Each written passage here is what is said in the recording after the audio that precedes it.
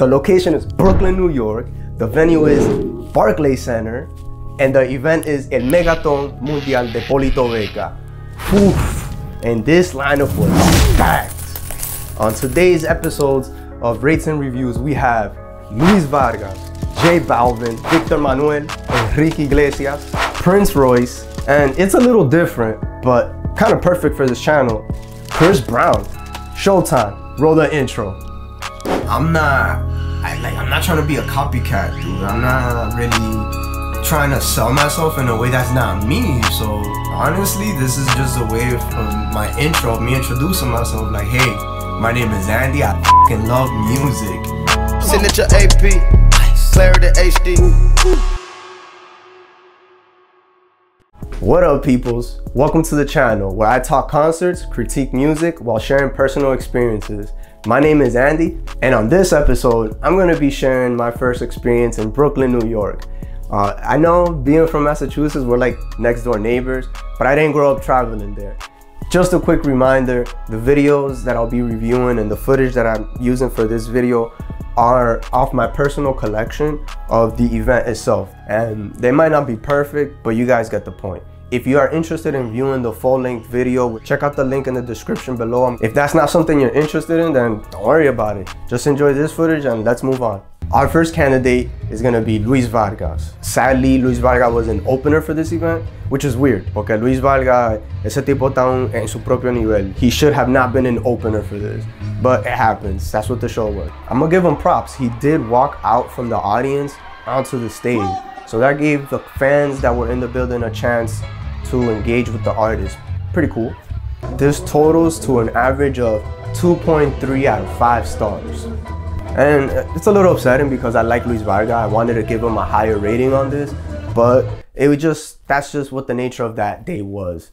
I look forward to seeing better performances from him, to say the least. So, yo, the next guy on the list is my guy. I became a fan instantly that day, and we're talking about none other than J Balvin. First of all, the event was back in 2013. This was J Balvin's kind of like a debut year, so he wasn't really known. That being said, let's get right into his performance, which I thought was one of the best of the night. J Balvin, el negocio socio, Colombia en la casa, latinos arriba. Saluda a los dominicanos, a los boricuas, a los cubanos, venezolanos, ecuatorianos, hondureños, salvadoreños, de todo el mundo. Así que una noche sin compromiso. For an upcoming artist at the time when J Balvin wasn't really known, the songs that he performed were bangers. They were his top hits, is what was giving him a buzz. So for J Balvin, I'm gonna add it up to a total of 3.2. So I ran up to the back. I'm like, yo, I don't know who this dude is, but he looks like cool people. I ran to the back, and the dude was just taking pictures. So yo fui, y me tomé una foto con J Balvin. Here's the picture. And this is just cool. Like, these are things you don't plan. Pasó porque yo estaba ahí, right time, right place. Okay, so the next artist on the list tenemos a Victor Manuelle.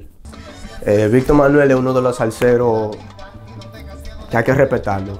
Victor Manuelle for a total average of 2.8. So next on our list is Enrique Iglesias. If you don't know who he is, well, you kind of should, because el tipo, if you didn't catch it, 2020, what was it? In the Billboard Latin Music Awards, top Latin artist of all time, the 2020 winner was Enrique Iglesias. That just speaks volume as to how international this man is. The lighting was what got me. He had special cues and effects, changing color. The looks were on beat. Se veía bien, it was just flowing. So good job on that. Millones y millones de views on YouTube. He gets a 5 for tracklist. Didn't matter what song he performed. Everybody was screaming their lungs out. Great job, man. This one was a dope set. There was a moment after his set was completed and done that right before he walked off the stage, agarra el micrófono, pointed to the crowd, and it begins. Ole, ole, ole, ole. Everybody, a whole sold out arena. That's a Mando 5, bro. You get your props. So yeah, I like how you switched it up a little bit. También le tiro a Yandel en la tarima. You know, switching up the flow a bit. Wasn't just all his music. So mantenía al público entretenido. Plus his stage presence, like there was no denying that it was Enrique Iglesias on stage. So after adding everything up, I'm gonna give this dude a 4.5. Great performance.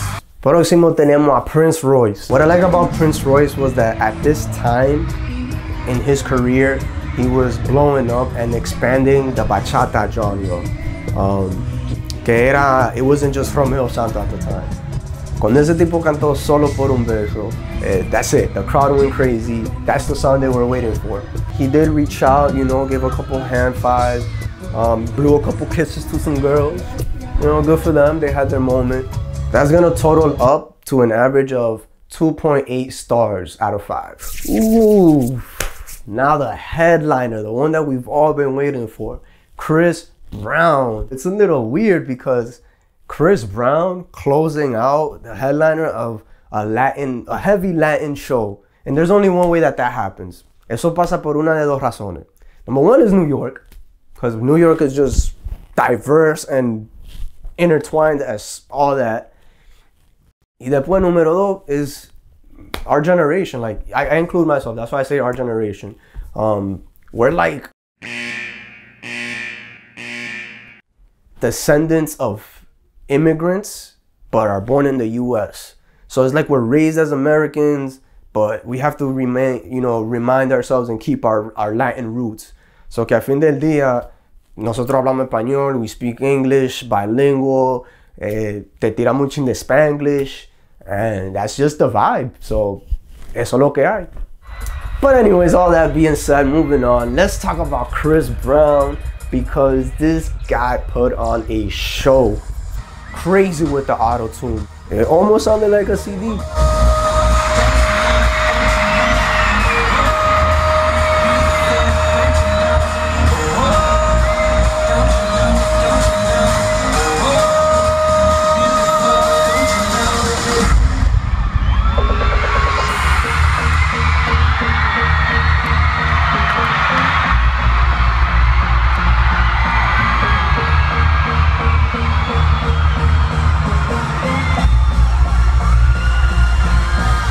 Then the lighting was on point.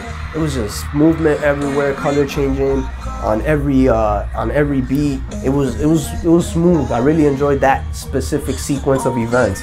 Can't complain. Dancers that went on the stage had like these cool LED suits that would just light up and change colors as they were in their dance moves and stuff. I'm gonna add it up for a total of 3.7 stars out of 5 on this performance. And that's not too good, like that's not bad. Man, on this one, especially when it's kind of like a radio style of show, everybody just kind of has to share that spotlight. And I'm not mad. This was an overall very fun event and a very fun show to be a part of. So honestly, out of all of these artists, regardless of what rating I did give them, I would watch any of them live on their own. That wraps it up for this episode. And don't forget to click through, man. Go check out my old stuff. I got a whole bunch of material and content. I know you're gonna like what you see on this channel. Since you already stuck around this long, don't forget to like, comment, subscribe. And thank you guys for watching. Catch y'all on the next wave. Peace.